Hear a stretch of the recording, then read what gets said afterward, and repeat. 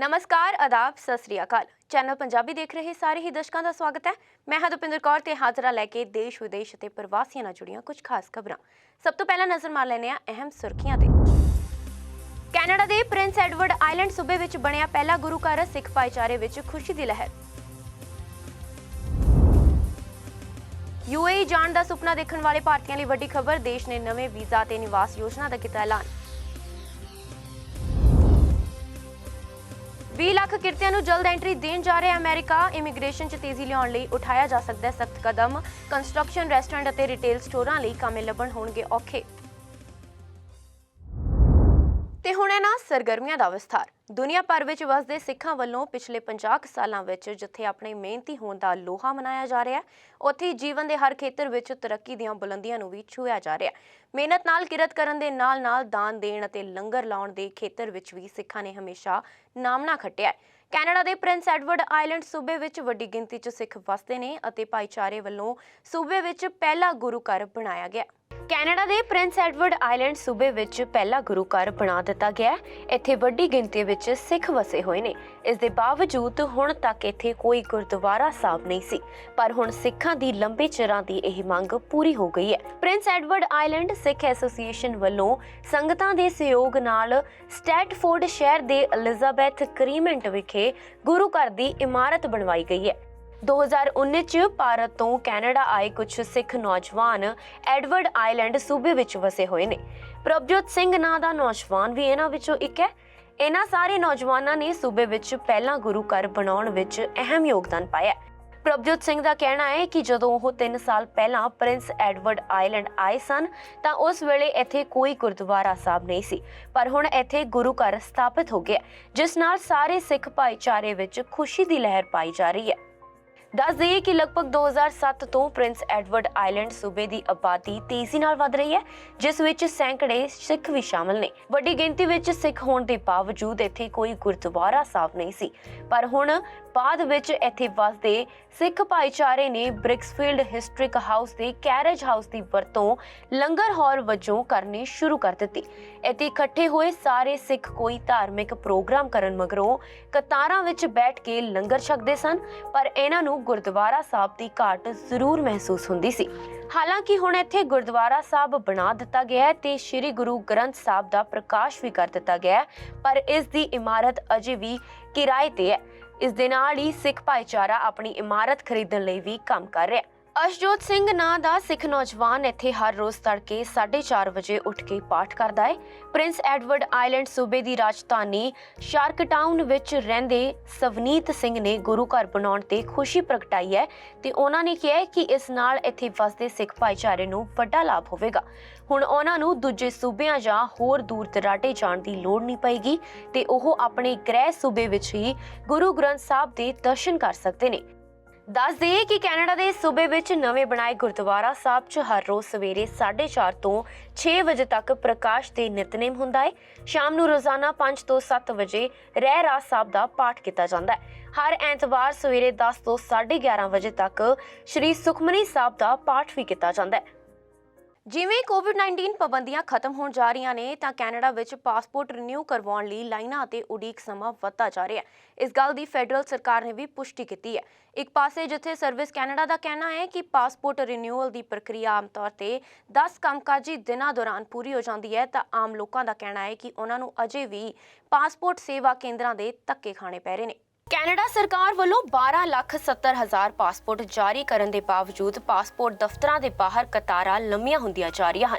Service Canada का कहना है कि महामारी नाल संबंधित ज्यादातर बंदिशां खत्म होने करके पासपोर्ट रिन्यू या नवा पासपोर्ट बनवाउण वालियां दी गिनती लगातार वधदी जा रही है। सर्विस कैनेडा ने दस्सिया कि 1 अप्रैल 2020 तो लैके 31 मार्च 2021 दरमियान महामारी के दबाव करके सिर्फ 3,63,000 पासपोर्ट ही जारी कर दिते जा सके। सर्विस कैनेडा का कहना है कि महामारी नाल संबंधित ज्यादातर बंदिशां खत्म होने करके पासपोर्ट रिन्यू या नवा पासपोर्ट बनाउण वालियां दी गिनती लगातार वधदी जा रही है।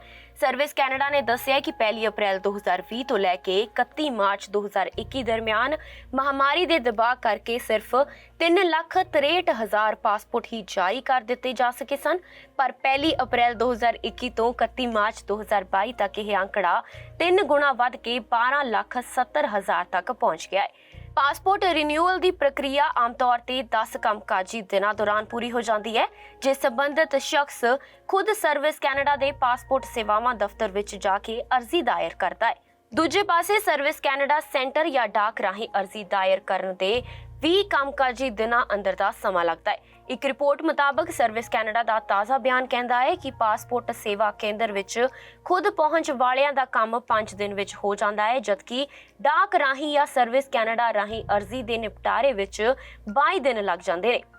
Employment and social development Canada the spokesperson Mary ਨੇ ਕਿਹਾ ਕਿ ਬਿਨਾਂ ਸ਼ੱਕ ਪਾਸਪੋਰਟ ਸੇਵਾਵਾਂ ਦੀ ਮੰਗ ਵਿੱਚ ਅਥਾਹ ਵਾਧਾ ਹੋਇਆ ਹੈ ਅਤੇ ਉਡੀਕ ਸਮਾਂ ਕਾਫੀ ਵੱਧ ਗਿਆ ਹੈ।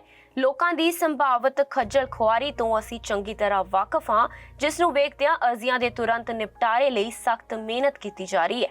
ਦੱਸ ਦੇਈਏ ਕਿ 19 ਅਪ੍ਰੈਲ ਸਵੇਰੇ ਮੈਟਰੋ ਵੈਨਕੂਵਰ ਵਿਖੇ ਪਾਸਪੋਰਟ ਸੇਵਾ ਕੇਂਦਰਾਂ ਦੇ ਬਾਹਰ ਲੰਮੀਆਂ ਕਤਾਰਾਂ ਨਜ਼ਰ ਆਈਆਂ ਸੀ। ਸਰੀ ਅਤੇ ਵੈਨਕੂਵਰ ਦੇ ਸਿੰਕਲੇਅਰ ਸੈਂਟਰ ਵਿਖੇ ਕੁਝ ਲੋਕ ਸਵੇਰੇ 6 ਵਜੇ ਆ ਕੇ ਖੜੇ ਹੋ ਗਏ ਸਨ। ਪਾਸਪੋਰਟ ਰਿਨਿਊ ਕਰਵਾਉਣ ਆਈ ਇੱਕ ਔਰਤ ਨੇ ਆਖਿਆ ਕਿ ਉਹ ਕਈ ਦਫ਼ਤਰਾਂ ਦੇ ਗੇੜੇ ਮਾਰ ਚੁੱਕੀ ਹੈ, ਪਰ ਅਪਾਇੰਟਮੈਂਟ ਨਹੀਂ ਮਿਲਦੀ। ਕਈ ਘੰਟੇ ਦੀ ਉਡੀਕ ਤੋਂ ਬਾਅਦ ਵੀ ਅਰਜ਼ੀ ਦਾਇਰ ਕਰਨ ਵਿੱਚ ਅਸਫਲ ਰਹਿਣ ਮਗਰੋਂ ਉਸਨੇ ਕਿਹਾ ਕਿ ਦਫ਼ਤਰਾਂ ਵਿੱਚ ਸਟਾਫ ਹੀ ਮੌਜੂਦ ਨਹੀਂ ਸੀ।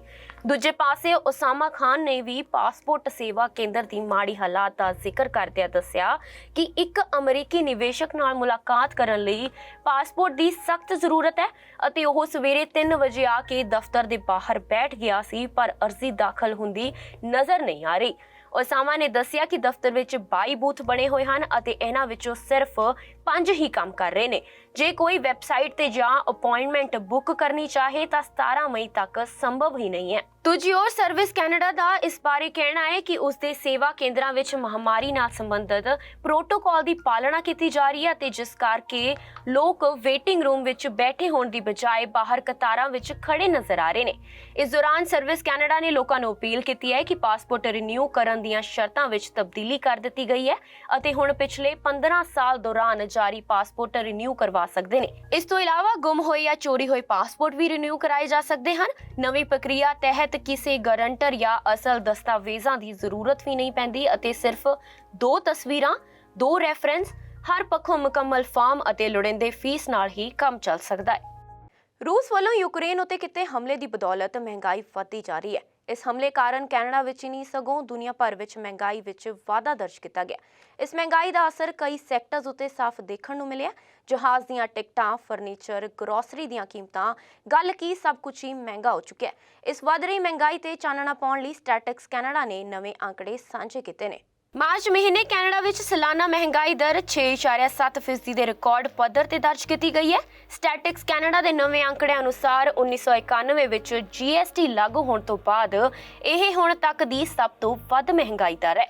ਨਵੀਂ ਮਹਿੰਗਾਈ ਦਰ ਅਰਥ ਸ਼ਾਸਤਰੀਆਂ ਦੇ ਅਨੁਮਾਨਾਂ ਤੋਂ ਕਿਤੇ ਵੱਧ ਰਹੀ ਹੈ ਅਤੇ ਫਰਵਰੀ ਦੀ ਤੁਲਨਾ ਵਿੱਚ ਇਹ ਪੂਰੇ 1% ਅੰਕ ਦਾ ਵਾਧਾ ਹੈ। ਫਰਵਰੀ ਵਿੱਚ 5.7% ਦੀ ਮਹਿੰਗਾਈ ਦਾ ਦਰ ਦਰਜ ਕੀਤਾ ਗਿਆ ਸੀ। ਹਾਲਾਂਕਿ ਲਗਭਗ ਹਰੇਕ ਚੀਜ਼ ਦੀ ਕੀਮਤ ਵਿੱਚ ਹੀ ਇਜ਼ਾਫਾ ਹੋ ਗਿਆ, ਪਰ ਇੱਕ ਸਾਲ ਵਿੱਚ ਟਰਾਂਸਪੋਰਟੇਸ਼ਨ ਲਾਗਤਾਂ ਸਭ ਤੋਂ ਵੱਧ 11.2% ਵਧੀਆਂ ਨੇ। ਗੈਸ ਦੀਆਂ ਕੀਮਤਾਂ ਵਿੱਚ ਹੋਏ ਵਾਧੇ ਨੇ ਮਹਿੰਗਾਈ ਦਰ ਵਿੱਚ ਸਭ ਤੋਂ ਵੱਡਾ ਯੋਗਦਾਨ ਪਾਇਆ। ਪਿਛਲੇ ਸਾਲ ਦੇ ਮਾਰਚ ਮਹੀਨੇ ਦੇ ਮੁਕਾਬਲੇ ਇਸ ਸਾਲ ਮਾਰਚ ਵਿੱਚ ਗੈਸ ਦੀਆਂ ਕੀਮਤਾਂ 'ਚ 39.8% ਵਾਧਾ ਦਰਜ ਕੀਤਾ ਗਿਆ। ਯੂਕਰੇਨ ਉੱਪਰ ਰੂਸੀ ਹਮਲੇ ਤੋਂ ਬਾਅਦ ਤੇਲ ਦੀ ਗਲੋਬਲ ਸਪਲਾਈ ਪ੍ਰਭਾਵਿਤ ਹੋਈ ਹੈ, ਜੋ ਕਿ ਤੇਲ ਕੀਮਤਾਂ ਵਿੱਚ ਵਾਧੇ ਦਾ ਅਹਿਮ ਕਾਰਨ ਬਣਿਆ। ਗੈਸ ਦੀਆਂ ਕੀਮਤਾਂ ਵਧਣ ਦਾ ਸਿੱਧਾ ਅਸਰ ਬਾਕੀ ਵਸਤੂਆਂ ਦੀਆਂ ਕੀਮਤਾਂ ਤੇ ਵੀ ਪੈਂਦਾ ਹੈ, ਕਿਉਂਕਿ ਇਸ ਨਾਲ ਹਰੇਕ ਚੀਜ਼ ਦੀ ਟਰਾਂਸਪੋਰਟੇਸ਼ਨ ਅਤੇ ਸ਼ਿਪਿੰਗ ਲਾਗਤ ਵਿੱਚ ਵਾਧਾ ਹੋ ਜਾਂਦਾ ਹੈ। ਗਰੋਸਰੀ ਦੀਆਂ ਕੀਮਤਾਂ 8.7% ਵਧੀਆਂ ਨੇ। ਫਰਨੀਚਰ ਦੀਆਂ ਕੀਮਤਾਂ 13.7% ਵਾਧਾ ਹੋਇਆ ਅਤੇ 에ਅਰ ਟਿਕਟਾਂ ਦੀਆਂ ਕੀਮਤਾਂ ਵਿੱਚ 8.3% ਦਰਜ ਹੋਇਆ ਹੈ। ਹਾਲਾਂਕਿ ਜ਼ਿਆਦਾਤਰ ਚੀਜ਼ਾਂ ਦੀਆਂ ਕੀਮਤਾਂ ਵਿੱਚ ਵਾਧਾ ਹੋਇਆ, ਪਰ ਕੁਝ ਚੀਜ਼ਾਂ ਦੀਆਂ ਕੀਮਤਾਂ ਵਿੱਚ ਕਮੀ ਵੀ ਆਈ ਹੈ। ਭਾਵੇਂ ਇਹ ਕਮੀ ਓਨੀ ਨਹੀਂ ਹੈ ਕਿ ਮਹਿੰਗਾਈ ਦੀ ਮਾਰ ਨੂੰ ਬਹੁਤਾ ਘਟਾ ਸਕੇ। ਕਾਰ ਇੰਸ਼ੋਰੈਂਸ ਲਾਗਤ ਵਿੱਚ 6.2% ਦੀ ਕਮੀ, ਮਾਰਗੇਜ ਸਰਵਿਸ ਫੀਸ ਵਿੱਚ 5.4% ਦੀ ਕਮੀ ਅਤੇ ਫੋਨ ਬਿੱਲਾਂ ਵਿੱਚ 2.5% ਦੀ ਕਮੀ ਦਰਜ ਹੋਈ ਹੈ। ਕਾਰ ਰਜਿਸਟ੍ਰੇਸ਼ਨ ਫੀਸ ਵਿੱਚ ਕਾਫੀ ਵੱਡੀ ਯਾਨੀ ਕਿ 28% ਦੀ ਕਮੀ ਦਰਜ ਕੀਤੀ ਗਈ ਹੈ। ਸਟੈਟਿਕਸ ਕੈਨੇਡਾ ਅਨੁਸਾਰ ਇਸ ਕਮੀ ਦਾ ਸਭ ਤੋਂ ਵੱਡਾ ਕਾਰਨ ਓਨਟਾਰੀਓ ਸਰਕਾਰ ਵੱਲੋਂ ਵਾਹਨ ਰਜਿਸਟ੍ਰੇਸ਼ਨ ਟੈਕਸ ਨੂੰ ਖਤਮ ਕਰਨਾ ਹੈ। ਦੂਜੇ ਪਾਸੇ ਦੇਸ਼ ਵਿੱਚ ਮਹਿੰਗਾਈ ਤੇ ਕਾਬੂ ਪਾਉਣ ਦੇ ਉਪਾਅ ਵਜੋਂ ਬੈਂਕ ਆਫ ਕੈਨੇਡਾ ਨੇ ਆਪਣੀ ਵਿਆਜ ਦਰ ਵਿੱਚ 50 ਅੰਕਾਂ ਦਾ ਵਾਧਾ ਕਰ ਦਿੱਤਾ ਹੈ ਅਤੇ ਹੁਣ ਵਿਆਜ ਦਰਾਂ 1% ਹੋ ਗਈਆਂ ਨੇ। ਬੈਂਕ ਆਫ ਕੈਨੇਡਾ ਦੀਆਂ ਵਿਆਜ ਦਰਾਂ ਮੁਲਕ ਵਿੱਚ ਕਰਜ਼ੇ ਦੀਆਂ ਦਰਾਂ, ਬਚਤ, ਮਾਰਗੇਜ ਦਰਾਂ ਤੈਅ ਕਰਨ ਅਤੇ ਹੋਰ ਵਿੱਤੀ ਚੀਜ਼ਾਂ ਨੂੰ ਪ੍ਰਭਾਵਿਤ ਕਰਦੀਆਂ ਹਨ। ਬੈਂਕ ਨੇ ਮਾਰਚ 2020 ਵਿੱਚ ਕੋਵਿਡ-19 ਮਹਾਮਾਰੀ ਦੀ ਸ਼ੁਰੂਆਤ ਤੋਂ ਬਾਅਦ ਆਪਣੀਆਂ ਵਿਆਜ ਦਰਾਂ ਵਿੱਚ ਕਟੌਤੀ ਕਰ ਦਿੱਤੀ ਸੀ ਤਾਂ ਕਿ ਕਾਰੋਬਾਰਾਂ ਅਤੇ ਆਮ ਲੋਕਾਂ ਨੂੰ ਸਸਤੀਆਂ ਦਰਾਂ ਤੇ ਪੈਸੇ ਉਪਲਬਧ ਹੋ ਸਕੇ ਅਤੇ ਅਰਥਚਾਰਾ ਪੂਰੀ ਤਰ੍ਹਾਂ ਲੈਅ ਤੋਂ ਨਾ ਉਤਰ ਜਾਵੇ। ਪਰ ਬੇਹੱਦ ਘੱਟ ਵਿਆਜ ਦਰਾਂ ਕਾਰਨ ਕੈਨੇਡਾ ਵਿੱਚ ਮਹਿੰਗਾਈ ਦਰ ਵਿੱਚ ਰਿਕਾਰਡ ਪੱਧਰ ਤੇ ਪਹੁੰਚ ਗਈ ਹੈ, ਜਿਸ ਨਾਲ ਨਜਿੱਠਣ ਲਈ ਬੈਂਕ ਆਫ ਕੈਨੇਡਾ ਨੇ ਵਿਆਜ ਦਰਾਂ ਵਿੱਚ ਮੁੜ ਵਾਧਾ ਕਰਨ ਦਾ ਸਿਲਸਿਲਾ ਸ਼ੁਰੂ ਕਰ ਦਿੱਤਾ ਹੈ। ਲੰਘੇ ਮਾਰਚ ਮਹੀਨੇ ਵਿੱਚ ਵਿਆਜ ਦਰਾਂ ਵਿੱਚ ਵਾਧਾ ਕੀਤਾ ਗਿਆ ਹੈ। ਸਾਲ 2000 ਤੋਂ ਬਾਅਦ ਇਹ ਪਹਿਲੀ ਵਾਰ ਹੈ ਜਦੋਂ ਬੈਂਕ ਨੇ ਇੱਕੋ ਵਾਰੀ ਵਿਆਜ ਦਰਾਂ ਵਿੱਚ ਇਸ ਪੱਧਰ ਦਾ ਵਾਧਾ ਕੀਤਾ ਹੋਵੇ। ਕੋਵਿਡ-19 ਦੇ ਚੱਲਦਿਆਂ ਵੱਖ-ਵੱਖ ਦੇਸ਼ਾਂ ਵਿਚਕਾਰ ਉਡਾਨਾਂ ਬੰਦ ਹੋ ਗਈਆਂ ਸੀ ਅਤੇ ਵੱਖ-ਵੱਖ ਦੇਸ਼ਾਂ ਵਿੱਚ ਬੈਠੇ ਵਿਅਕਤੀ COPR ਯਾਨੀ ਕਿ ਕਨਫਰਮੇਸ਼ਨ ਆਫ ਪਰਮਾਨੈਂਟ ਰੈਜ਼ੀਡੈਂਸੀ ਮਿਲਣ ਦੇ ਨਾਲ ਵੀ ਕੈਨੇਡਾ ਨਹੀਂ ਪਹੁੰਚ ਪਾ ਰਹੇ ਸੀ, ਜਿਸ ਤੋਂ ਬਾਅਦ ਕੈਨੇਡਾ ਵੱਲੋਂ ਐਕਸਪ੍ਰੈਸ ਐਂਟਰੀ ਦੇ ਡਰਾਅ ਕੁਝ ਸਮੇਂ ਲਈ ਬੰਦ ਕਰ ਦਿੱਤੇ ਗਏ ਸਨ। ਹੁਣ ਕੈਨੇਡਾ ਦੇ ਇਮੀਗ੍ਰੇਸ਼ਨ ਮੰਤਰੀ ਨੇ ਐਲਾਨ ਕਰਦਿਆਂ ਦੱਸਿਆ ਕਿ ਜੁਲਾਈ ਦੇ ਵਿੱਚ ਮੁੜ ਐਕਸਪ੍ਰੈਸ ਐਂਟਰੀ ਦੇ ਡਰਾਅ ਸ਼ੁਰੂ ਕੀਤੇ ਜਾਣਗੇ। ਨਾ ਸਿਰਫ ਇਹ, ਸਗੋਂ ਜਿਹੜੇ ਅੰਤਰਰਾਸ਼ਟਰੀ ਵਿਦਿਆਰਥੀ ਪੋਸਟ ਗ੍ਰੈਜੂਏਟ ਵਰਕ ਪਰਮਿਟ ਤੇ ਨੇ, ਉਹਨਾਂ ਦੇ ਵਰਕ ਪਰਮਿਟ ਦਸੰਬਰ 2022 ਤੋਂ ਪਹਿਲਾਂ ਐਕਸਪਾਇਰ ਹੋ ਰਹੇ ਨੇ ਤਾਂ ਉਹ 18 ਮਹੀਨੇ ਲਈ ਐਕਸਟੈਂਸ਼ਨ ਲੈ ਸਕਦੇ ਨੇ। ਕੈਨੇਡਾ ਤੇ ਹੋਰਨਾਂ ਦੇਸ਼ਾਂ ਵਿੱਚ ਵਸਦੇ ਕੈਨੇਡਾ ਦੀ PR ਲੈਣ ਦੇ ਚਾਹਵਾਨ ਵਿਅਕਤੀਆਂ ਲਈ ਇੱਕ ਰਾਹਤ ਭਰੀ ਘੋਸ਼ਣਾ ਕਰਦਿਆਂ ਫੈਡਰਲ ਇਮੀਗ੍ਰੇਸ਼ਨ ਮੰਤਰੀ ਸ਼ੌਨ ਫਰੇਜ਼ਰ ਨੇ ਐਲਾਨ ਕੀਤਾ ਹੈ ਕਿ ਇਮੀਗ੍ਰੇਸ਼ਨ ਵਿਭਾਗ ਵੱਲੋਂ ਜਲਦ ਹੀ ਐਕਸਪ੍ਰੈਸ ਐਂਟਰੀ ਦੇ ਡਰਾਅ ਦੁਬਾਰਾ ਸ਼ੁਰੂ ਕੀਤੇ ਜਾ ਰਹੇ ਹਨ। ਮਿਨਿਸਟਰ ਫਰੇਜ਼ਰ ਨੇ ਜਾਣਕਾਰੀ ਦਿੰਦੇ ਹੋਏ ਦੱਸਿਆ ਕਿ ਜੁਲਾਈ ਮਹੀਨੇ ਦੀ ਸ਼ੁਰੂਆਤ ਵਿੱਚ ਬਿਨੈਕਾਰਾਂ ਨੂੰ ਇਨਵੀਟੇਸ਼ਨ ਭੇਜੇ ਜਾਣਗੇ। ਕੋਵਿਡ-19 ਦੇ ਚੱਲਦਿਆਂ ਕੈਨੇਡਾ ਵੱਲੋਂ ਇਸ ਸ਼੍ਰੇਣੀ ਵਿੱਚ ਦਸੰਬਰ 2020 ਤੋਂ ਬਾਅਦ ਕੋਈ ਵੀ ਡਰਾਅ ਨਹੀਂ ਕੱਢਿਆ ਗਿਆ। ਇਸ ਤੋਂ ਪਹਿਲਾਂ ਹਰ ਡਰਾਅ, ਜੋ ਕਿ ਆਮ ਤੌਰ ਤੇ 15 ਦਿਨਾਂ ਬਾਅਦ ਨਿਕਲਦਾ ਸੀ, ਉਸ ਵਿੱਚ 3000 ਤੋਂ ਵਧੇਰੇ ਬਿਨੈਕਾਰਾਂ ਦੀਆਂ ਅਰਜ਼ੀਆਂ ਸਵੀਕਾਰਦੀਆਂ ਉਹਨਾਂ ਨੂੰ ਆਪਣੇ ਹੋਰ ਦਸਤਾਵੇਜ਼ ਜਮ੍ਹਾਂ ਕਰਵਾਉਣ ਲਈ ਇਨਵੀਟੇਸ਼ਨ ਭੇਜਿਆ ਜਾਂਦਾ ਸੀ। ਜ਼ਿਕਰਯੋਗ ਹੈ ਕਿ ਕੋਵਿਡ-19 ਦੇ ਚੱਲਦਿਆਂ ਵੱਖ-ਵੱਖ ਦੇਸ਼ਾਂ ਵਿਚਕਾਰ ਉਡਾਨਾਂ ਬੰਦ ਸਨ। ਵੱਖ-ਵੱਖ ਦੇਸ਼ਾਂ ਵਿੱਚ ਬੈਠੇ ਵਿਅਕਤੀ COPR ਯਾਨੀ ਕਿ ਕਨਫਰਮੇਸ਼ਨ ਆਫ ਪਰਮਾਨੈਂਟ ਰੈਜ਼ੀਡੈਂਸੀ ਮਿਲਣ ਤੇ ਵੀ ਕੈਨੇਡਾ ਨਹੀਂ ਪਹੁੰਚ ਪਾ ਰਹੇ ਸਨ, ਜਿਸ ਤੋਂ ਬਾਅਦ ਕੈਨੇਡਾ ਵੱਲੋਂ ਐਕਸਪ੍ਰੈਸ ਐਂਟਰੀ ਦੇ ਡਰਾਅ ਕੁਝ ਸਮੇਂ ਲਈ ਬੰਦ ਕਰ ਦਿੱਤੇ ਗਏ ਸੀ। ਐਕਸਪ੍ਰੈਸ ਐਂਟਰੀ ਦੇ ਡਰਾਅ ਨਾ ਨਿਕਲਣ ਕਾਰਨ ਭਾਰਤ ਸਮੇਤ ਹੋਰਨਾਂ ਦੇਸ਼ਾਂ ਵਿਚਾਲੇ ਕੈਨੇਡਾ ਜਾਣ ਦੇ ਬਹੁਤ ਸਾਰੇ ਚਾਹਵਾਨਾਂ ਦੇ ਪੱਲੇ ਨਿਰਾਸ਼ਾ ਹੀ ਪਈ ਸੀ। ਬਹੁਤ ਸਾਰੇ ਚਾਹਵਾਨਾਂ ਦੀ ਆਇਲਸ ਦੀ ਮਿਆਦ, ਜੋ ਕਿ 2 ਸਾਲ ਹੁੰਦੀ ਹੈ, ਉਹ ਵੀ ਖਤਮ ਹੋ ਚੁੱਕੀ ਹੈ। ਇਹ ਬਿਨੈਕਾਰ ਲੰਬੇ ਸਮੇਂ ਤੋਂ ਡਰਾਅ ਦੀ ਉਡੀਕ ਕਰ ਰਹੇ ਨੇ। ਐਕਸਪ੍ਰੈਸ ਐਂਟਰੀ ਦੇ ਡਰਾਅ ਬੰਦ ਰਹਿਣ ਦੇ ਸਮੇਂ ਦੌਰਾਨ ਕੈਨੇਡਾ ਸਰਕਾਰ ਵੱਲੋਂ 6 ਮਈ ਨੂੰ TR to PR ਪ੍ਰੋਗਰਾਮ ਸ਼ੁਰੂ ਕੀਤਾ ਗਿਆ ਸੀ, ਜਿਸ ਤਹਿਤ ਸਿਹਤ ਅਤੇ ਹੋਰ ਖੇਤਰਾਂ ਵਿੱਚ ਕੰਮ ਕਰਦੇ ਵਿਅਕਤੀਆਂ ਨੂੰ ਕੈਨੇਡਾ ਦੀ ਪਰਮਾਨੈਂਟ ਰੈਜ਼ੀਡੈਂਸੀ ਲਈ ਅਪਲਾਈ ਕਰਨ ਦਾ ਮੌਕਾ ਦਿੱਤਾ ਗਿਆ। ਪਰ ਇਸ ਦੌਰਾਨ ਕੈਨੇਡਾ ਤੋਂ ਬਾਹਰ ਵਸਦੇ ਬਿਨੈਕਾਰਾਂ ਨੂੰ ਉਡੀਕ ਕਰਨੀ ਪੈ ਰਹੀ ਸੀ। ਜੇਕਰ ਐਕਸਪ੍ਰੈਸ ਐਂਟਰੀ ਦੀ ਗੱਲ ਕਰੀਏ ਤਾਂ ਐਕਸਪ੍ਰੈਸ ਐਂਟਰੀ ਇੱਕ ਅਜਿਹਾ ਪ੍ਰੋਗਰਾਮ ਹੈ ਜਿਸ ਰਾਹੀਂ ਕੈਨੇਡਾ ਤੋਂ ਬਾਹਰ ਬੈਠੇ ਹੁਨਰਮੰਦ ਵਿਅਕਤੀ ਸਿੱਧੇ ਤੌਰ ਤੇ ਕੈਨੇਡਾ ਦੀ ਪਰਮਾਨੈਂਟ ਰੈਜ਼ੀਡੈਂਸੀ ਹਾਸਲ ਕਰ ਸਕਦੇ ਹਨ। ਇਸ ਵਿੱਚ ਬਿਨੈਕਾਰਾਂ ਨੂੰ ਉਮਰ, ਪੜ੍ਹਾਈ, ਤਜਰਬੇ ਅਤੇ ਆਇਲਸ ਆਦਿ ਦੇ ਨੰਬਰ ਮਿਲਦੇ ਨੇ। ਕੈਨੇਡਾ ਵਿੱਚ ਪੜ੍ਹਾਈ ਕਰ ਚੁੱਕੇ ਵਿਦਿਆਰਥੀ ਅਤੇ ਕੱਚੇ ਕਾਮੇ ਵੀ ਇਸ ਪ੍ਰੋਗਰਾਮ ਤਹਿਤ PR ਲੈ ਸਕਦੇ ਨੇ। ਇਸ ਪ੍ਰੋਗਰਾਮ ਦੀ ਸ਼ੁਰੂਆਤ 2015 ਵਿੱਚ ਹੋਈ ਸੀ। ਐਕਸਪ੍ਰੈਸ ਐਂਟਰੀ ਅਧੀਨ ਬਿਨੈਕਾਰ ਨੂੰ ਇਮੀਗ੍ਰੇਸ਼ਨ ਮੰਤਰਾਲੇ ਤੋਂ ਇਨਵੀਟੇਸ਼ਨ ਮਿਲਣ ਦੇ ਕੁਝ ਮਹੀਨਿਆਂ ਅੰਦਰ ਹੀ ਕੈਨੇਡਾ ਦੀ PR ਮਿਲ ਜਾਂਦੀ ਸੀ।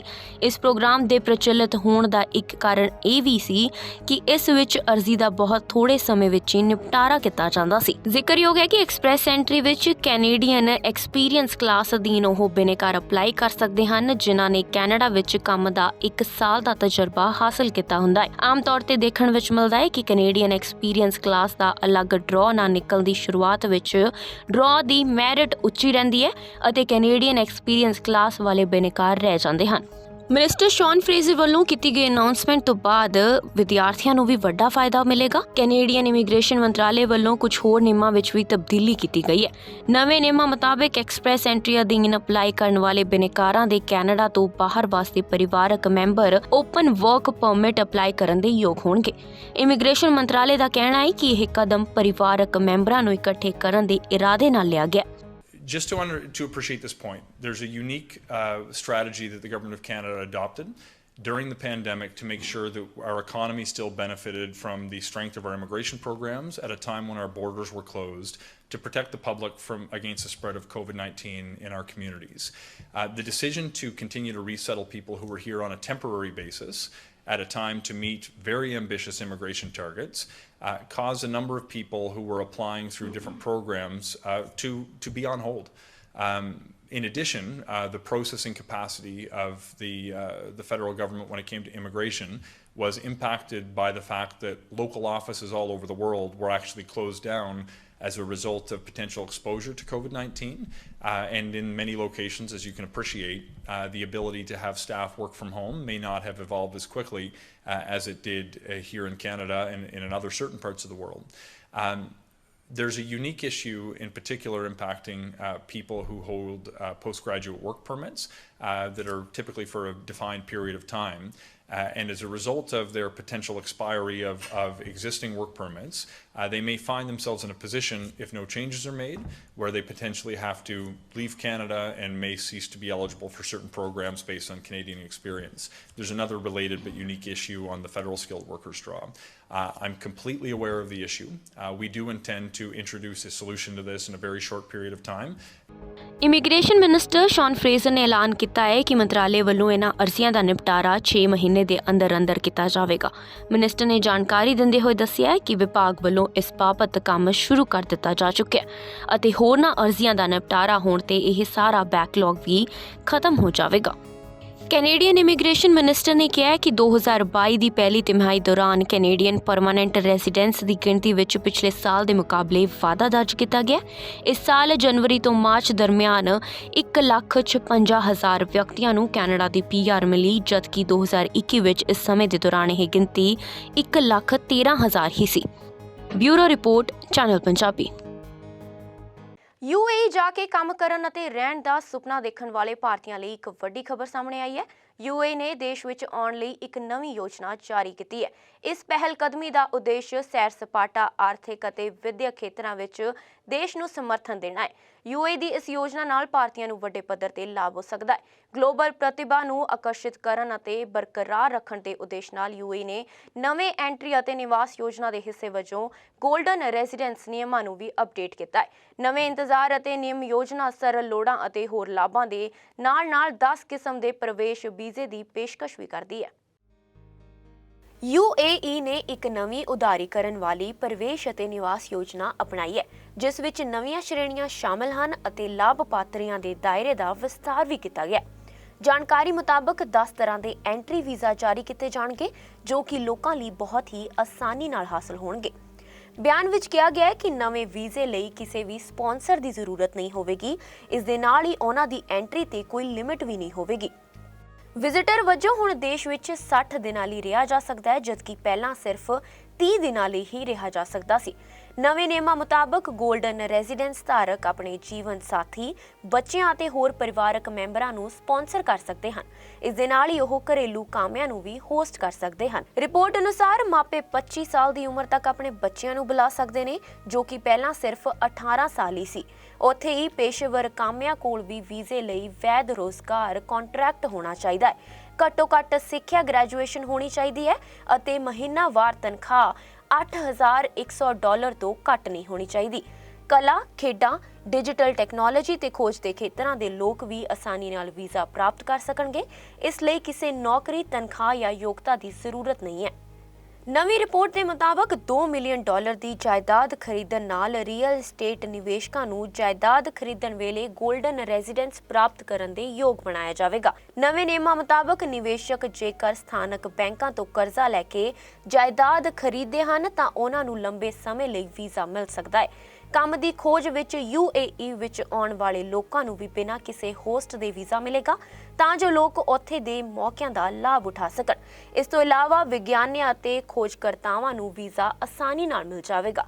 ਇਸ ਤੋਂ ਪਹਿਲਾਂ UAE ਨੇ ਗ੍ਰੀਨ ਵੀਜ਼ਾ ਪ੍ਰੋਗਰਾਮ ਸ਼ੁਰੂ ਕੀਤਾ ਸੀ ਤਾਂ ਜੋ ਲੋਕ ਬਿਨਾਂ ਕਿਸੇ ਕੰਪਨੀ ਦੀ ਸਪਾਂਸਰਸ਼ਿਪ ਦੇ ਦੇਸ਼ ਵਿੱਚ ਰਹਿ ਸਕਣ ਅਤੇ ਕੰਮ ਕਰ ਸਕਣ। ਇਹ ਪਿਛਲੀ ਪ੍ਰਣਾਲੀ ਨਾਲੋਂ ਵੱਡਾ ਬਦਲਾਅ ਹੈ ਕਿਉਂਕਿ ਪਹਿਲਾਂ ਸਿਰਫ ਕੁਝ ਚੁਣਵੇਂ ਲੋਕਾਂ ਨੂੰ ਹੀ ਵੱਡੇ ਨਿਵੇਸ਼ ਤੋਂ ਬਾਅਦ ਲੰਬੇ ਸਮੇਂ ਦੇ ਪਰਮਿਟ ਦਿੱਤੇ ਜਾਂਦੇ ਸਨ। ਈਦ ਦੀਆਂ ਛੁੱਟੀਆਂ ਤੋਂ ਪਹਿਲਾਂ UAE ਤੋਂ ਭਾਰਤ ਦੇ ਹਵਾਈ ਕਿਰਾਏ ਵਿੱਚ ਵਾਧਾ ਹੋਇਆ ਹੈ। ਜਿਨ੍ਹਾਂ ਪਰਿਵਾਰਾਂ ਨੇ ਕੋਵਿਡ-19 ਦੇ ਕਾਰਨ 2 ਸਾਲ ਦੇ ਬ੍ਰੇਕ ਤੋਂ ਬਾਅਦ ਘਰ ਵਿੱਚ ਈਦ ਮਨਾਉਣ ਦੀ ਫਲਾਈਟ ਟਿਕਟਾਂ ਬੁੱਕ ਕੀਤੀਆਂ ਹਨ, ਉਹਨਾਂ ਨੂੰ ਵੀ ਹਵਾਈ ਕਿਰਾਏ ਵਿੱਚ ਵਾਧੇ ਦਾ ਨੁਕਸਾਨ ਝੱਲਣਾ ਪੈ ਰਿਹਾ। ਕਈਆਂ ਨੇ ਤਾਂ ਟਿਕਟਾਂ ਦੇ ਕਿਰਾਏ ਕਾਰਨ ਯਾਤਰਾ ਨਾ ਕਰਨ ਦਾ ਫੈਸਲਾ ਵੀ ਕਰ ਲਿਆ, ਜੋ ਕਿ ਸਿਰਫ 10 ਦਿਨਾਂ ਦੇ ਵਿੱਚ ਆਸਮਾਨ ਛੂ ਗਈਆਂ ਨੇ। ਹਵਾਈ ਕਿਰਾਏ 'ਚ ਵਾਧਾ ਯਾਤਰਾ ਦੀ ਵਧਦੀ ਮੰਗ ਦਾ ਕਾਰਨ ਵੀ ਬਣ ਸਕਦਾ ਹੈ।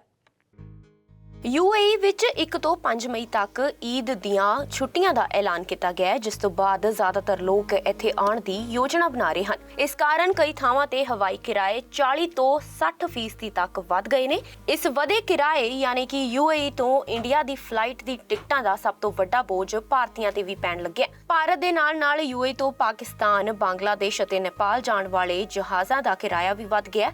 ਇਹਨਾਂ ਦੇਸ਼ਾਂ ਲਈ ਫਲਾਈਟ ਟਿਕਟ 25,000 ਰੁਪਏ ਤੋਂ ਲੈ ਕੇ 42,000 ਰੁਪਏ ਤੱਕ ਹੈ। ਆਮ ਦਿਨਾਂ ਤੇ ਇਹ ਕਿਰਾਇਆ ਕਰੀਬ 17 ਤੋਂ 30,000 ਰੁਪਏ ਤੱਕ ਹੁੰਦਾ ਹੈ। ਦੂਜੇ ਪਾਸੇ ਜੇਕਰ ਤੁਸੀਂ ਫਿਲੀਪੀਨ ਵਰਗੀਆਂ ਥਾਵਾਂ ਲਈ ਹਵਾਈ ਕਿਰਾਏ ਦੀ ਤੁਲਨਾ ਕਰਦੇ ਹੋ ਤਾਂ ਇਹ ਫਰਵਰੀ ਅਤੇ ਮਾਰਚ ਦੇ ਮਹੀਨਿਆਂ ਨਾਲੋਂ ਘੱਟ ਹੈ। ਇਸ ਦੇ ਨਾਲ ਹੀ ਸ਼੍ਰੀਲੰਕਾ ਦਾ ਹਵਾਈ ਕਿਰਾਇਆ ਵੀ ਬਹੁਤ ਘੱਟ ਹੈ। ਇੱਕ ਟਰੈਵਲ ਐਂਡ ਟੂਰਿਸਟ ਏਜੰਸੀ ਦੇ ਬੁਲਾਰੇ ਨੇ ਦੱਸਿਆ ਕਿ ਉੱਥੇ ਚੱਲ ਰਹੇ ਆਰਥਿਕ ਸੰਕਟ ਕਾਰਨ ਸ਼੍ਰੀਲੰਕਾ ਦਾ ਕਿਰਾਇਆ ਘਟਾ ਦਿੱਤਾ ਗਿਆ। ਟਰੈਵਲ ਐਂਡ ਟੂਰਿਸਟ ਏਜੰਸੀ ਦੇ ਬੁਲਾਰੇ ਨੇ ਦੱਸਿਆ ਕਿ ਸ਼੍ਰੀਲੰਕਾ ਨੂੰ ਛੱਡ ਕੇ ਲਗਭਗ ਸਾਰੀਆਂ ਥਾਵਾਂ ਤੇ ਕਿਰਾਏ ਵਿੱਚ 40 ਤੋਂ 60% ਦਾ ਵਾਧਾ ਹੋਇਆ ਹੈ।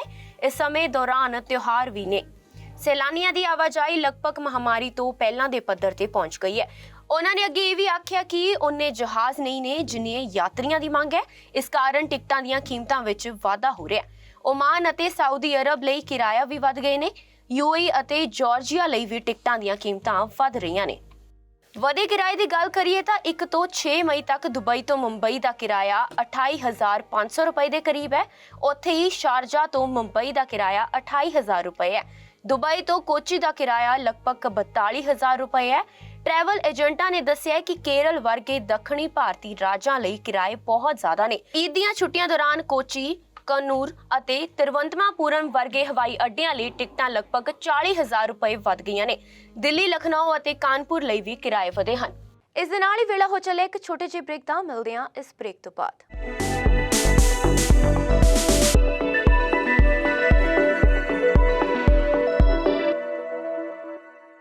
ਸਵਾਗਤ ਹੈ ਬ੍ਰੇਕ ਤੋਂ ਬਾਅਦ ਸਾਰੇ ਹੀ ਦਰਸ਼ਕਾਂ ਦਾ। ਅੱਜ ਬਹੁਤ ਸਾਰੇ ਲੋਕਾਂ ਵੱਲੋਂ ਜਿੱਥੇ ਵਿਦੇਸ਼ ਦਾ ਰੁਖ ਕੀਤਾ ਜਾਂਦਾ ਹੈ ਤਾਂ ਉੱਥੇ ਹੀ ਕਈ ਲੋਕਾਂ ਵੱਲੋਂ ਦੁਨੀਆ ਦੇ ਸ਼ਕਤੀਸ਼ਾਲੀ ਦੇਸ਼ ਅਮਰੀਕਾ ਵਿੱਚ ਜਾਣ ਨੂੰ ਪਹਿਲ ਦਿੱਤੀ ਜਾਂਦੀ ਹੈ, ਜਿਸ ਦੀ ਖੂਬਸੂਰਤੀ ਲੋਕਾਂ ਨੂੰ ਆਪਣੇ ਵੱਲ ਆਕਰਸ਼ਿਤ ਕਰ ਲੈਂਦੀ ਹੈ।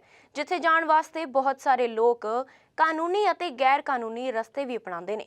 ਕੋਰੋਨਾ ਦੇ ਚਲਦਿਆਂ ਜਿੱਥੇ ਬਹੁਤ ਸਾਰੇ ਲੋਕਾਂ ਦੇ ਇਹ ਸੁਪਨੇ ਅਧੂਰੇ ਰਹਿ ਗਏ ਸੀ ਤਾਂ ਅਮਰੀਕਾ ਨੇ ਕੋਰੋਨਾ ਨਾਲ ਸਭ ਤੋਂ ਵਧੇਰੇ ਪ੍ਰਭਾਵਿਤ ਵੀ ਹੋਇਆ।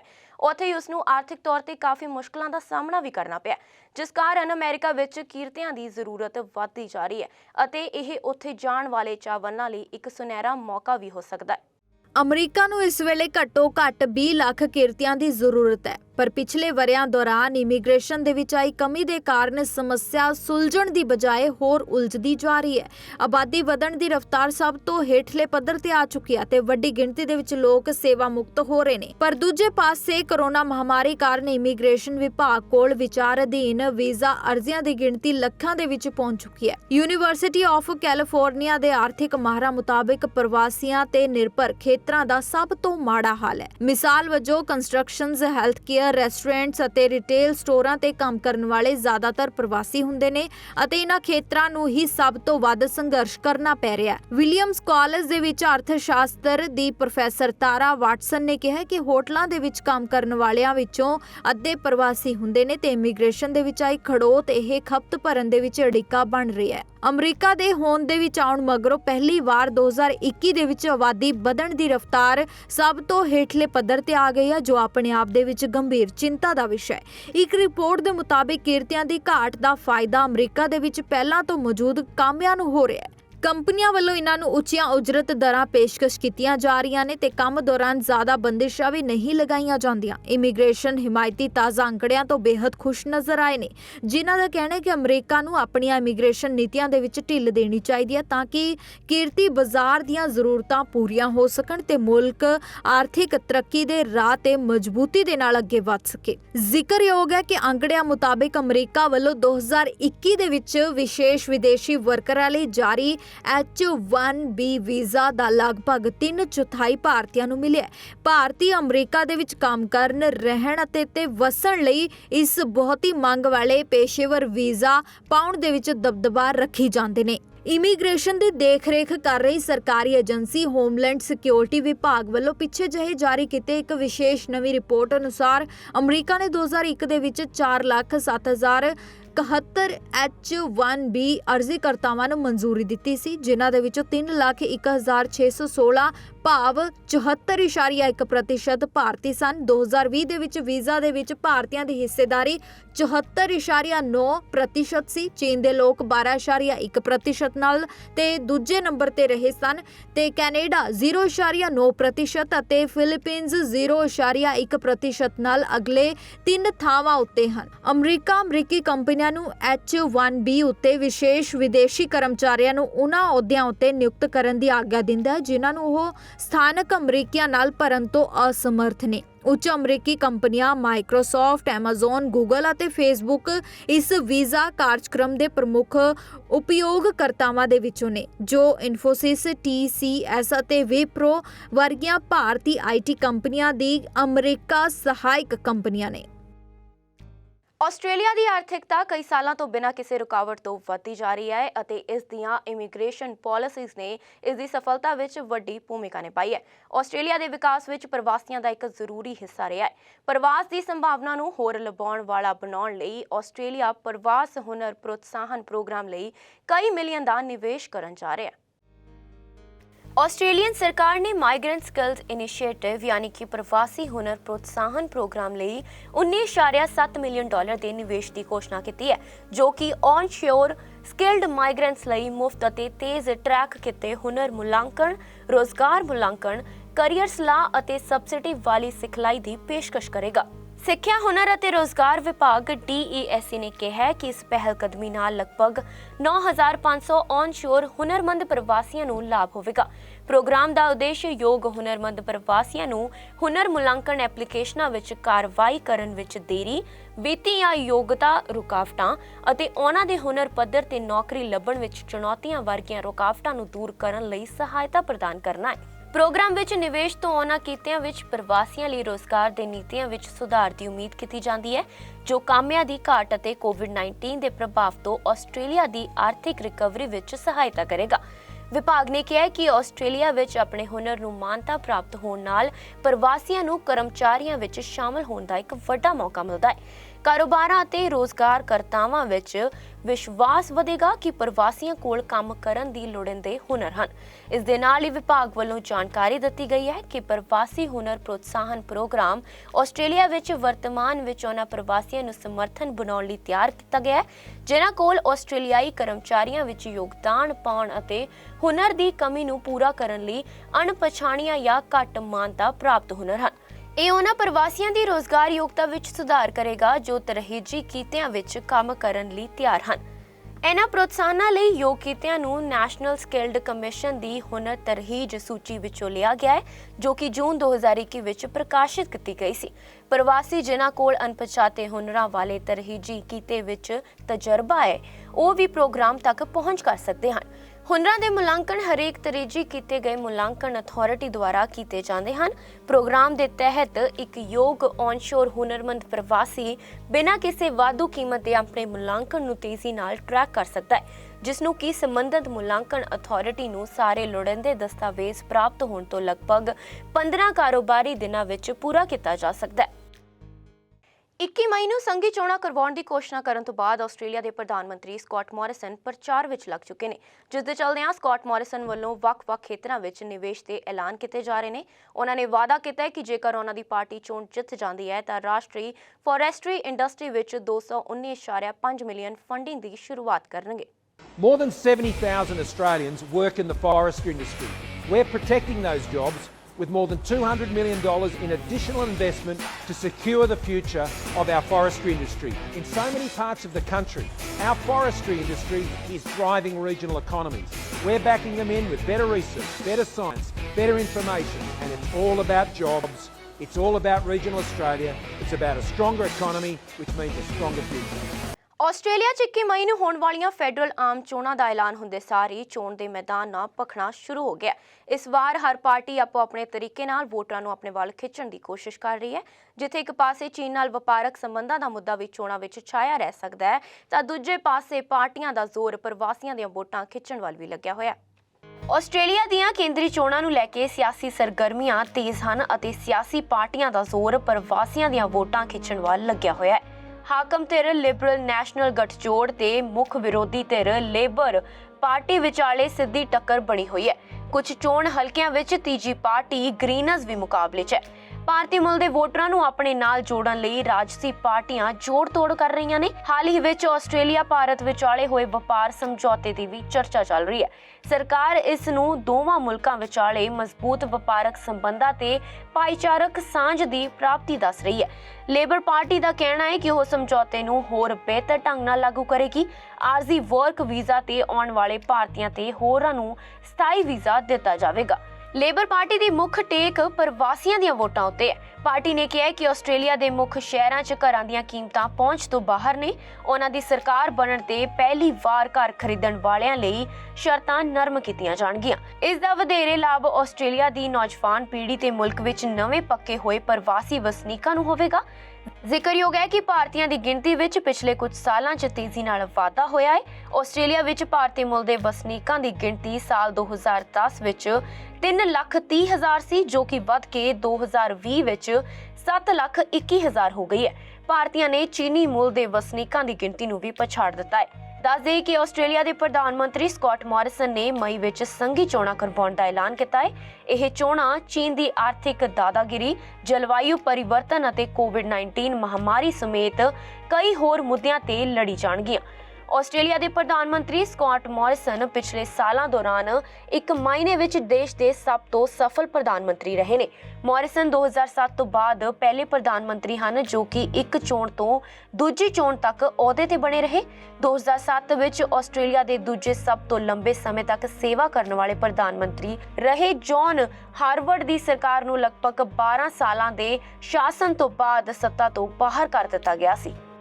ਮਹਿੰਗਾਈ ਨੇ ਨਿਊਜ਼ੀਲੈਂਡ ਵਾਸੀਆਂ ਉੱਪਰ ਗੰਭੀਰ ਅਸਰ ਪਾਇਆ ਅਤੇ ਆਰਥਿਕ ਤੰਗੀ ਹੋਰ ਵਧਣ ਦੇ ਆਸਾਰ ਬਣਦੇ ਜਾ ਰਹੇ ਹਨ।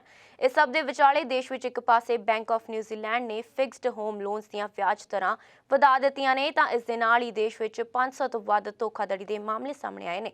ਇੱਕ ਔਰ ਜਿੱਥੇ ਮਹਿੰਗਾਈ ਘਟਣ ਦਾ ਨਾਮ ਨਹੀਂ ਲੈ ਰਹੀ, ਤਾਂ ਦੂਜੀ ਔਰ ਜਿਵੇਂ-ਜਿਵੇਂ ਮਨੁੱਖ ਆਧੁਨਿਕ ਹੋ ਰਿਹਾ ਹੈ, ਉਵੇਂ-ਉਵੇਂ ਚਲਾਕੀਆਂ, ਸ਼ੈਤਾਨੀਆਂ, ਘਪਲੇਬਾਜ਼ੀ ਅਤੇ ਧੋਖਾਧੜੀ ਦੇ ਨਵੇਂ-ਨਵੇਂ ਢੰਗ ਵੀ ਸਿੱਖ ਰਿਹਾ ਹੈ। ਵਿਕਸਿਤ ਮੁਲਕਾਂ ਦੇ ਵਿੱਚ ਅਜਿਹੀਆਂ ਘਟਨਾਵਾਂ ਨੂੰ ਰੋਕਣ ਲਈ ਮੰਤਰਾਲੇ ਤੱਕ ਬਣੇ ਹੋਏ ਨੇ। ਨਿਊਜ਼ੀਲੈਂਡ ਦੇ ਵਿੱਚ ਹਰ ਸਾਲ ਸਕੈਮ ਅਤੇ ਫਰਾਡ ਦੀਆਂ ਘਟਨਾਵਾਂ ਵਿੱਚ ਵੀ ਲਗਾਤਾਰ ਵਾਧਾ ਹੋ ਰਿਹਾ ਹੈ।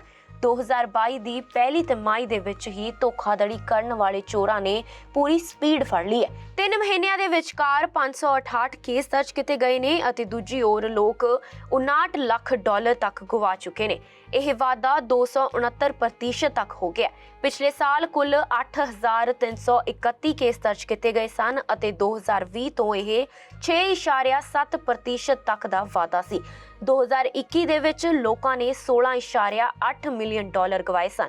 ਕਿਸੇ ਦੀ ਮਿਹਨਤ ਕੋਈ ਹੋਰ ਸ਼ਰੇਆਮ ਲਿਜਾ ਰਿਹਾ ਹੈ।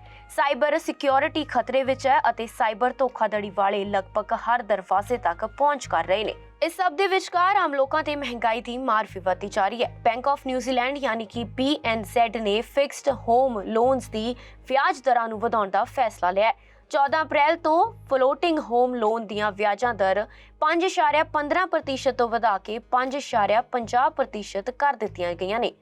ਇਹ ਫੈਸਲਾ ਰਿਜ਼ਰਵ ਬੈਂਕ ਵੱਲੋਂ ਆਫੀਸ਼ੀਅਲ ਕੈਸ਼ ਰੇਟ ਨੂੰ 1% ਤੋਂ 1.5% ਕੀਤੇ ਜਾਣ ਤੋਂ ਬਾਅਦ ਲਿਆ ਗਿਆ। BNZ ਨੇ 1 ਸਾਲ ਦੇ ਵਿਚਕਾਲੇ ਫਿਕਸਡ ਹੋਮ ਲੋਨਸ ਦੀਆਂ ਵਿਆਜ ਦਰਾਂ 3.99% ਤੋਂ ਵਧਾ ਕੇ 4.55% ਕਰ ਦਿੱਤੀਆਂ ਹਨ। ਦੱਸ ਦਈਏ ਕਿ ਵੈਸਟਪੈਕ ANZ ਅਤੇ ਕੀਵੀ ਬੈਂਕ ਅਜੇ ਘੱਟ ਵਿਆਜਾਂ ਦਰਾਂ ਤੇ ਹੀ ਮਾਰਗੇਜ ਮੁਹੱਈਆ ਕਰਵਾ ਰਹੇ ਨੇ, ਪਰ ਜਲਦ ਹੀ ਇਹਨਾਂ ਬੈਂਕਾਂ ਵੱਲੋਂ ਵੀ ਵਿਆਜ ਦਰਾਂ ਵਧਾਉਣ ਦੇ ਫੈਸਲੇ ਲਏ ਜਾਣੇ ਸੰਭਾਵਿਕ ਨੇ। ਭਾਰਤ ਦੇ ਬਹੁਤ ਸਾਰੇ ਲੋਕ ਵਿਦੇਸ਼ਾਂ ਵਿੱਚ ਵਸਦੇ ਨੇ ਅਤੇ ਇਹਨਾਂ ਵਿਦੇਸ਼ਾਂ ਵਿੱਚ ਬਹੁਤ ਸਾਰੇ ਕਈ ਵੱਡੀਆਂ ਪਦਵੀਆਂ ਤੇ ਮੌਜੂਦ ਨੇ। ਬਹੁਤ ਸਾਰੇ ਭਾਰਤੀ ਮੁੱਲ ਦੇ ਵਿਦੇਸ਼ਾਂ ਵਿੱਚ ਭਾਰਤ ਦਾ ਨਾਮ ਰੌਸ਼ਨ ਕਰ ਰਹੇ ਹਨ ਅਤੇ ਹੁਣ ਭਾਰਤੀ ਮੁੱਲ ਦੀ ਅਮਰੀਕਨ ਜਲ ਸੈਨਾ ਦੀ ਸਾਬਕਾ ਅਧਿਕਾਰੀ ਸ਼ਾਂਤੀ ਸੇਠੀ ਨੂੰ ਉਪ ਰਾਸ਼ਟਰਪਤੀ ਕਮਲਾ ਹੈਰਿਸ ਦਾ ਕਾਰਜਕਾਰੀ ਸਕੱਤਰ ਅਤੇ ਰੱਖਿਆ ਸਲਾਹਕਾਰ ਨਿਯੁਕਤ ਕੀਤਾ ਗਿਆ। ਅਮਰੀਕਾ ਦੀ ਸਮੁੰਦਰੀ ਫੌਜ ਵਿੱਚ ਸੇਵਾਵਾਂ ਨਿਭਾ ਚੁੱਕੀ ਭਾਰਤੀ ਮੁੱਲ ਦੀ ਮਹਿਲਾ ਸ਼ਾਂਤੀ ਸੇਠੀ ਨੂੰ ਅਹਿਮ ਅਹੁਦਾ ਮਿਲਿਆ। ਉਹਨਾਂ ਨੂੰ ਉਪ ਰਾਸ਼ਟਰਪਤੀ ਕਮਲਾ ਹੈਰਿਸ ਦੀ ਰੱਖਿਆ ਸਲਾਹਕਾਰ ਨਿਯੁਕਤ ਕਰ ਦਿੱਤਾ ਗਿਆ। ਉਪ ਰਾਸ਼ਟਰਪਤੀ ਕਮਲਾ ਹੈਰਿਸ ਦੇ ਸੀਨੀਅਰ ਸਲਾਹਕਾਰ ਹਰਬੀ ਜਿਸਕੈਂਟ ਨੇ ਸ਼ਾਂਤੀ ਦੀ ਨਿਯੁਕਤੀ ਦੀ ਪੁਸ਼ਟੀ ਕਰਦਿਆਂ ਦੱਸਿਆ ਕਿ ਉਹਨਾਂ ਨੂੰ ਉਪ ਰਾਸ਼ਟਰਪਤੀ ਦੀ ਸਲਾਹਕਾਰ ਦੇ ਨਾਲ-ਨਾਲ ਕਾਰਜਕਾਰੀ ਸਕੱਤਰ ਵੀ ਲਗਾਇਆ ਜਾ ਰਿਹਾ ਹੈ। ਸ਼ਾਂਤੀ ਸੇਠੀ ਅਮਰੀਕਾ ਨੇਵੀ ਚੋਂ ਕੈਪਟਨ ਦੇ ਅਹੁਦੇ ਤੋਂ ਸਵੈ ਮੁਕਤ ਹੋਈ ਸੀ ਅਤੇ ਇਸ ਦੇ ਨਾਲ ਹੀ ਉਹ ਅਮਰੀਕਾ ਦੀ ਸਮੁੰਦਰੀ ਫੌਜ ਦੇ ਸਕੱਤਰ ਕਾਰਲੋਸ ਡੈਲ ਟੋਰੋ ਦੀ ਸੀਨੀਅਰ ਫੌਜੀ ਸਲਾਹਕਾਰ ਵਜੋਂ ਵੀ ਸੇਵਾਵਾਂ ਨਿਭਾ ਚੁੱਕੀ ਹੈ। ਅਮਰੀਕਾ ਦੀ ਸਮੁੰਦਰੀ ਫੌਜ ਵਿੱਚ 29 ਸਾਲ ਦੇ ਕੈਰੀਅਰ ਦੌਰਾਨ ਸ਼ਾਂਤੀ ਨੇ 281 ਦੇ ਚਾਲਕ ਦਲ ਤੇ ਇੱਕ ਮਿਜ਼ਾਈਲ ਤਬਾਹ ਕਰਨ ਵਾਲੇ ਜਹਾਜ਼ US ਡਿਕੇਚਰ ਦੀ ਕਮਾਂਡ ਵੀ ਸੰਭਾਲੀ ਸੀ, ਜਿਸ ਵਿੱਚ 33 ਕਮਿਸ਼ਨ ਅਧਿਕਾਰੀ ਵੀ ਸ਼ਾਮਲ ਸਨ। ਜਹਾਜ਼ ਦੀ ਅਗਵਾਈ ਕਰਦੇ ਹੋਏ ਉਹ ਇਸ ਨੂੰ 2011 ਵਿੱਚ ਚੇਨਈ ਦੀ ਯਾਤਰਾ ਤੇ ਲੈ ਕੇ ਗਈ ਸੀ। ਇਸ ਤਰ੍ਹਾਂ ਸ਼ਾਂਤੀ ਸੇਠੀ ਭਾਰਤ ਦਾ ਦੌਰਾ ਕਰਨ ਵਾਲੇ ਅਮਰੀਕੀ ਸਮੁੰਦਰੀ ਫੌਜ ਦੇ ਬੇੜੇ ਦੀ ਪਹਿਲੀ ਕਮਾਂਡਰ ਵੀ ਰਹਿ ਚੁੱਕੀ ਹੈ। ਸ਼ਾਂਤੀ ਸੇਠੀ ਦੇ ਲਿੰਕਡਇਨ ਪ੍ਰੋਫਾਈਲ ਮੁਤਾਬਕ ਉਹ 6ਵੀਂ ਫਲੀਟ ਟਾਸਕ ਫੋਰਸ 64 ਦੀ ਕਮਾਂਡਡ ਅਫਸਰ ਰਹੀ ਹੈ। ਇਸ ਤੋਂ ਇਲਾਵਾ ਉਹਨਾਂ ਸਾਰੀਆਂ ਫੌਜੀ ਸੇਵਾਵਾਂ ਵਿੱਚ integrated air and missile defence ਲਈ ਸੰਯੁਕਤ ਅਤੇ ਕੌਮਾਂਤਰੀ ਨੀਤੀ ਦਾ ਤਾਲਮੇਲ ਕਰਨ ਵਾਲੇ ਐਕਸ਼ਨ ਅਫਸਰਾਂ ਵਜੋਂ ਵੀ ਸੇਵਾਵਾਂ ਨਿਭਾਈਆਂ ਨੇ। ਵਿਸ਼ਵ ਪੱਧਰ ਤੇ ਭਾਰਤੀਆਂ ਦਾ ਨਾਮ ਰੌਸ਼ਨ ਕਰਨ ਵਾਲੀ ਸ਼ਾਂਤੀ ਸੇਠੀ ਦੇ ਪਿਤਾ 1960 ਦੇ ਦਹਾਕੇ ਵਿੱਚ ਭਾਰਤ ਤੋਂ ਅਮਰੀਕਾ ਆ ਗਏ ਸਨ। ਉਧਰ ਕਮਲਾ ਹੈਰਿਸ ਵੀ ਇਸ ਸਮੇਂ ਅਮਰੀਕਾ ਦੀ ਉਪ ਰਾਸ਼ਟਰਪਤੀ ਦੇ ਅਹੁਦੇ ਤੇ ਵਿਰਾਜਮਾਨ ਹੋਣ ਵਾਲੀ ਪਹਿਲੀ ਭਾਰਤੀ ਮੁੱਲ ਦੀ ਮਹਿਲਾ ਬਣੇ ਹੋਏ ਨੇ। ਕੈਨੇਡਾ ਦੇ ਵਿੱਚ ਨਸ਼ਾ ਤਸਕਰਾਂ ਵਿਰੁੱਧ ਵੱਡੀ ਕਾਰਵਾਈ ਤਹਿਤ ਇੱਕ ਪੰਜਾਬੀ ਜੋੜੇ ਨੂੰ ਦਸੰਬਰ ਸਾਲ 2017 ਚ ਕੈਨੇਡਾ ਬਾਰਡਰ ਸਰਵਿਸ ਏਜੰਸੀ ਨੇ ਕਾਬੂ ਕੀਤਾ ਸੀ। ਹੁਣ ਇਸ ਜੋੜੇ ਨੂੰ ਕੈਨੇਡਾ ਦੀ ਅਦਾਲਤ ਵੱਲੋਂ ਸਜ਼ਾ ਸੁਣਾਈ ਗਈ ਹੈ। ਆਓ ਨਜ਼ਰ ਮਾਰਦੇ ਹਾਂ ਇਸ ਪੂਰੇ ਮਾਮਲੇ ਤੇ। ਕੈਨੇਡਾ ਦੇ ਕਾਊਸਟ ਬਾਰਡਰ ਤੋਂ ਕੋਕੀਨ ਦੀ ਤਸਕਰੀ ਕਰਨ ਦੇ ਦੋਸ਼ ਹੇਠ ਭਾਰਤੀ ਮੁੱਲ ਦੇ ਅਮਰੀਕੀ ਜੋੜੇ ਨੂੰ ਕਰਮਵਾਰ 10 ਸਾਲ ਅਤੇ 9 ਸਾਲ ਦੀ ਸਜ਼ਾ ਸੁਣਾਈ ਗਈ ਹੈ। ਦੱਸਣਯੋਗ ਹੈ ਕਿ ਗੁਰਮਿੰਦਰ ਤੂਰ ਅਤੇ ਕਿਰਨਦੀਪ ਤੂਰ ਨੂੰ ਦਸੰਬਰ ਸਾਲ 2017 ਚ ਕੈਨੇਡਾ ਬਾਰਡਰ ਸਰਵਿਸਿਜ਼ ਏਜੰਸੀ ਵੱਲੋਂ ਕਾਊਸਟ ਬਾਰਡਰ ਤੇ ਰੋਕਿਆ ਗਿਆ ਸੀ ਤੇ ਦੋਵੇਂ ਆਪਣੇ ਕਮਰਸ਼ੀਅਲ ਟਰੱਕ ਟ੍ਰੇਲਰ ਤੇ ਕੈਲੀਫੋਰਨੀਆ ਤੋਂ ਐਲਬਰਟਾ ਵਿੱਚ ਡਿਲੀਵਰੀ ਕਰਨ ਜਾ ਰਹੇ ਸਨ। ਜਾਂਚ ਦੌਰਾਨ ਜੋੜੇ ਦੇ ਟਰੱਕ ਅੰਦਰ ਵੱਖ-ਵੱਖ ਥਾਵਾਂ ਤੇ ਰੱਖੀ 99.5 ਕਿਲੋ ਕੋਕੀਨ ਬਰਾਮਦ ਕੀਤੀ ਗਈ ਸੀ, ਜਿਸ ਦੀ ਕੀਮਤ 5 ਤੋਂ 8 ਡਾਲਰ ਦੱਸੀ ਜਾ ਰਹੀ ਹੈ। ਕੋਕੀਨ ਸਮਗਲ ਕਰਨ ਦੀ ਕੋਸ਼ਿਸ਼ ਹੇਠ ਗੁਰਮਿੰਦਰ ਤੂਰ ਨੂੰ 10 ਸਾਲ, ਇਸ ਦੇ ਨਾਲ ਹੀ ਕਿਰਨਦੀਪ ਨੂੰ 9 ਸਾਲ ਦੀ ਸਜ਼ਾ ਸੁਣਾਈ ਗਈ ਹੈ, ਜੋ ਕਿ ਇਸ ਵੇਲੇ ਗਰਭਵਤੀ ਵੀ ਹੈ। ਦੱਸਣਯੋਗ ਹੈ ਕਿ ਸਜ਼ਾ ਤੋਂ ਬਾਅਦ ਗੁਰਮਿੰਦਰ ਤੂਰ, ਜੋ ਕਿ ਅਮਰੀਕਨ ਸਿਟੀਜ਼ਨ ਹੈ, ਉਸ ਨੂੰ ਅਮਰੀਕਾ ਵਾਪਸ ਅਤੇ ਕਿਰਨਦੀਪ ਤੂਰ ਦੇ ਅਮਰੀਕਨ ਗ੍ਰੀਨ ਕਾਰਡ ਦੀ ਵੈਲਿਡਿਟੀ ਖਤਮ ਹੋ ਚੁੱਕੀ ਹੈ, ਜਿਸ ਕਾਰਨ ਉਸ ਨੂੰ ਭਾਰਤ ਡਿਪੋਰਟ ਕੀਤਾ ਜਾਵੇਗਾ। ਇੱਥੇ ਦੱਸਣਯੋਗ ਹੈ ਕਿ ਇਸ ਤੋਂ ਪਹਿਲਾਂ ਬੀਤੇ ਮਾਰਚ ਮਹੀਨੇ ਹੀ ਦੁਨੀਆ ਦੇ ਵੱਖ-ਵੱਖ ਮੁਲਕਾਂ ਤੋਂ ਕੈਨੇਡਾ ਤੱਕ ਨਸ਼ਾ ਪਹੁੰਚਾ ਰਹੇ 5 ਗਿਰੋਹਾਂ ਦਾ RCMP ਨੇ ਪਰਦਾਫਾਸ਼ ਕੀਤਾ ਸੀ। ਇਸ ਦੌਰਾਨ 7 ਕਰੋੜ ਡਾਲਰ ਮੁੱਲ ਦੇ ਨਸ਼ੀਲੇ ਪਦਾਰਥ ਅਤੇ ਵੱਡੀ ਗਿਣਤੀ ਵਿੱਚ ਹਥਿਆਰ ਜ਼ਬਤ ਕੀਤੇ ਗਏ ਸਨ। RCMP ਨੇ ਇਸ ਕੇਸ ਵਿੱਚ 20 ਲੋਕਾਂ ਨੂੰ ਗ੍ਰਿਫਤਾਰ ਕਰ ਲਿਆ ਸੀ। ਇੰਸਪੈਕਟਰ ਗ੍ਰਾਂਟ ਸਟੀਫਨ ਨੇ ਵਿਨੀਪੈਗ ਵਿਖੇ ਪ੍ਰੈਸ ਕਾਨਫਰੰਸ ਦੌਰਾਨ ਦੱਸਿਆ ਸੀ ਕਿ ਪੜਤਾਲ ਦੇ ਸ਼ੁਰੂਆਤ ਵਿੱਚ ਹੀ ਮਹਿਸੂਸ ਹੋ ਗਿਆ ਕਿ ਮਾਮਲਾ ਬੇਹੱਦ ਗੁੰਝਲਦਾਰ ਹੈ। ਮੈਕਸੀਕੋ ਅਤੇ ਕੋਲੰਬੀਆ ਨਾਲ ਸੰਬੰਧਿਤ ਦਰਜਨਾਂ ਨਸ਼ਾ ਤਸਕਰ ਮੈਨੀਟੋਬਾ ਤੱਕ ਨਸ਼ਾ ਪਹੁੰਚਾ ਰਹੇ ਸਨ, ਜਿੱਥੋਂ ਨਸ਼ਿਆਂ ਨੂੰ ਪੂਰੇ ਕੈਨੇਡਾ ਵਿੱਚ ਵੰਡਣ ਦਾ ਕੰਮ ਸਿਰੇ ਚਾੜਿਆ ਜਾਂਦਾ ਸੀ। ਇਸ ਨੈਟਵਰਕ ਦਾ ਪਰਦਾਫਾਸ਼ ਕਰਨ ਲਈ ਸਿਰਫ ਕੈਨੇਡਾ ਹੀ ਨਹੀਂ, ਸਗੋਂ ਬਲਕਿ ਕਈ ਮੁਲਕਾਂ ਦੇ ਪੁਲਿਸ ਮਹਿਕਮਿਆਂ ਦਾ ਸਹਿਯੋਗ ਲੈਣਾ ਪਿਆ। ਗ੍ਰਿਫਤਾਰ ਕੀਤੇ 20 ਜਾਣਿਆਂ ਵਿੱਚੋਂ 17 ਮੈਨੀਟੋਬਾ ਨਾਲ ਸੰਬੰਧਿਤ ਰੱਖਦੇ ਸਨ। 2 ਜਾਣੇ ਹਾਲੇ ਵੀ ਪੁਲਿਸ ਦੀ ਪਕੜ ਤੋਂ ਬਾਹਰ ਨੇ, ਜੋ ਕੈਨੇਡਾ ਵਿੱਚ ਕਿਤੇ ਵੀ ਹੋ ਸਕਦੇ ਨੇ। ਇਹਨਾਂ ਦੀ ਸ਼ਨਾਖਤ 30 ਸਾਲ ਦੇ ਕਿਫਰ ਮਾਈਕਲ ਕਮਰ ਅਤੇ 24 ਸਾਲ ਦੇ ਡੈਨਿਸ ਐਵਿਸਿਕੂ ਵਜੋਂ ਕੀਤੀ ਗਈ ਹੈ। ਅੱਜ ਦੇ ਇਸ ਬੁਲਟਨ 'ਚ ਬਸ ਇੰਨਾ ਹੀ। ਨਵੀਆਂ ਤੇ ਤਾਜ਼ਾ ਖਬਰਾਂ ਲੈ ਕੇ ਫਿਰ ਤੋਂ ਹਾਜ਼ਰ ਹੋਵਾਂਗੇ। ਹੁਣ ਮੈਨੂੰ ਦਿਓ ਇਜਾਜ਼ਤ। ਧੰਨਵਾਦ।